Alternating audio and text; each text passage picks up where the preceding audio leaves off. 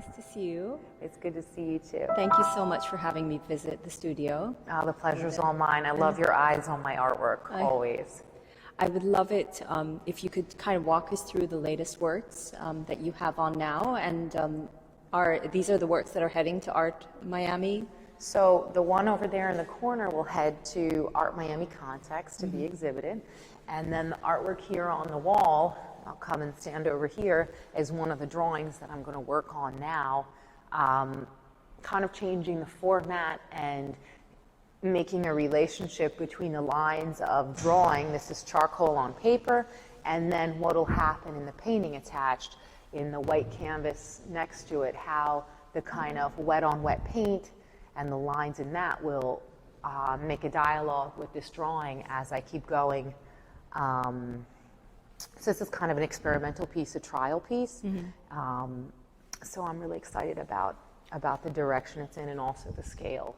So you're actually going back to charcoal in that case? You know, I always work between charcoal and oil painting and also collaging at no particular given moment, because I find the kind of movement between the different mediums, it sets up, kind of refreshes your brain. It's a refresh button because it's a different way of working and a different way of your mind. I don't want to say your mind seeing, but how you move through the creative process. That's amazing. Thanks. And you're working on this is going to go to Art Context as well? So this one's a kind of experiment, and I think that it'll end up, maybe a reproduction of it will end up in the Chancery Market in Wilmington, Delaware. Okay. And then this kind of idea, I'm going to add on maybe 3 or 4 more hanging pages to make a larger composition in this charcoal drawing. So it's a study. Yeah, it's a study for like it can be its own thing, or it can kind of develop into a large scale work. Okay. And can we talk a bit about this painting here that yes, is going to be on view absolutely. soon? So this is one of my most recent paintings, and the title of it is That Beautiful Magic, because I really like the investigation. I'm passionate about the investigation of creativity. Like, where does it come from? What are we channeling when we find this kind of initial explosion of the passion to paint, the creativity to follow the investigation of color, of form, of documenting your memories, your nostalgia. Where is that coming from? And we were talking about the energy seen through the lines and where it's being sourced from. So the line is everything for me. In my earlier works, you'd see more of form and color being developed into like reds and oranges, glowing, big, luscious forms. And of course, it would have a lot of drawing and painting, sketching underneath.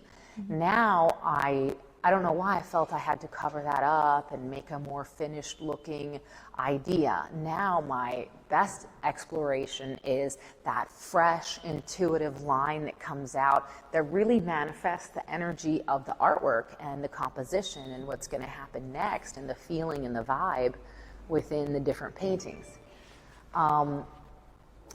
Particularly what I like about line is I like how personal it is, like your own penmanship, your own handwriting, like you're writing a page in your journal. And I think everybody has their own unique mark making, and they have a way of having this prehistoric feeling to document where you've been or what you've been doing or where you want to go. I think that that's timeless and it's built into the human spirit, and I think it's a big part of our communication. So then when we come to where's this energy coming from, I really firmly believe that we have a zone that being creative comes from, that's a space where our mind, our imagination, and our spirit meet. And this, I feel like, is fed by the universe, by our ancestors before us, by amazing events like when my 3 children were born and life was coming into the world. I mean, where does that come from? These miracles, these things that are superhuman and so part of the human experience. That's beautiful. Very well said. And you were talking about it being a universal language and how you have you're in touch with the ancestral side. Can you talk more about that? Sure. So I mentioned earlier that I would have been embarrassed saying something like that maybe in my mid-20s, in my early 30s, but the truth is painting is a very solitary activity, and you are speaking to, I speak to my father who's been passed away 20 years, I speak to my brother who passed away last year, I speak to the grandmother that I never met, and have these conversations. And also, there is an energy that gets passed along and brought through us through our ancestors and through our kind of genetic predispositions to be in a certain way. I don't think it's random. I think that there's a spirituality behind it. And I think all artists in some way or another are on their own spirit quest or in searching for that zone of transformation that happens in a spirit quest of who you are before having an experience and doing something, and then who you are after. So I feel like this creative zone is that moment of transformation. So it's very exciting and wonderful to be able to have that in my life. Do you mind walking us through the painting next to it, which is very different, the energy that's coming out of this one? The painting next to it, this is a work in progress. It's not finished yet. It's pulling on ideas of landscape and of these past kind of COVID shut-in years, the escape to nature. When I think the things that feed the human soul are socializing with friends and family and our shared humanity and being together. And when that was taken away with COVID, the only thing that really remained that is a human need as part of the human condition, the only thing that's really soul lifting and uplifting is nature and being out in the nature and being part of something greater than ourselves and being able to witness raw beauty. So within this artwork, I have a lot of landscape language within the composition, and again, this artwork, like a lot of mine, kind of walk between abstraction and figuration. I also wanted to think of how the energy and the line, that fresh line, plays a part in the kind of beautiful energy of these kind of natural occurrences. So that's where this one's going. It's not there yet, but we have a ways to go, but it's going there. I actually find I have a lot more stress making the smaller works than I do realizing the larger works. I don't know why. Tell me why. Oh, you don't know why? I don't know, because because it's a smaller space and it's more, I don't know. I feel like it has to be more meaningful. It's like a million ideas closed into one bottle, where I feel like if the bottle's bigger, it can take more ideas and more thoughts, and you have more space to just keep kind of, I don't even want to say layering, just like putting one idea in after another. The larger canvases can really hold all that. I feel like the smaller, you really have to put in the very relevant ideas and I feel like I have a little less space for play than what I have in the larger. I also feel like a critical component of my artwork, as well as the line and the form and all the activity that you see in this one in Beautiful Magic, an essential point is also the breathing space. It's like the larger spaces of air passing through, the larger kind of more reflective areas, because although it's dynamic and by no means a quiet painting, there still has to be reflective, quiet spots to balance and interact with the more dynamic areas of the line and color.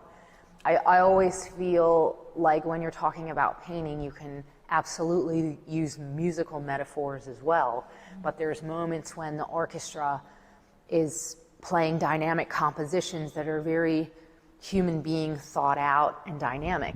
And then there's places where the strings need to come in and just give it that ethereal quality and uplift the whole melody.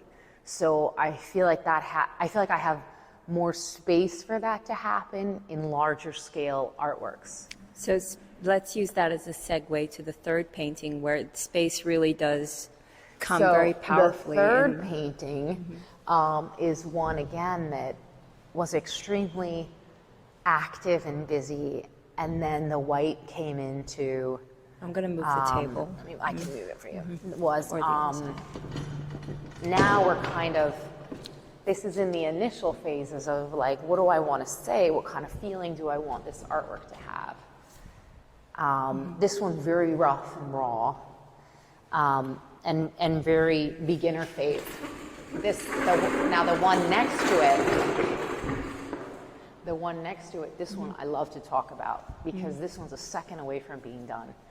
I don't know how, I don't know why. It's incredibly rough looking, but this one is really the one, and maybe it's again the line referencing the space and form, but this artwork will be one of my best.